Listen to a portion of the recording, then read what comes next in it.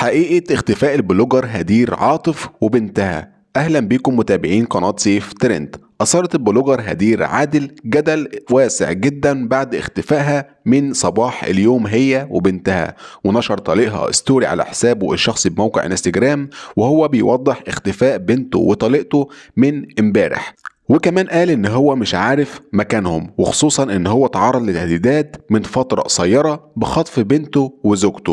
وده اللي قاله بلال طليق البلوجر هدير عاطف: الحقوا هدير وقايلة بنتي، والذنب في رقبتكم، دي فلوسي وشقة عمري وحق بنتي، ولا عرفت اساعدهم ولا اساعد نفسي، اشبعوا بالفلوس وانا مش عايز منها حاجة، حتى نفسي مش عاوزها. لو في ادمن بينزل الستوري يبقى الفلوس في امان، بس بلال مش في امان، او مات او في مستشفى. وده كان موضوع حلقتنا النهاردة عن اختفاء البلوجر هدير عاطف وبنتها. وطبعا دلوقتي الموضوع زاد عن حده، وهو مش لاقي طليقته ولا لاقي بنته، وتقريبا كده في حد بيهدده، وكان باعت له رسالة من قريب ان هو يخطف زوجته وبنته. ما تنساش تعمل لايك للفيديو وتشرفنا باشتراكك في القناة.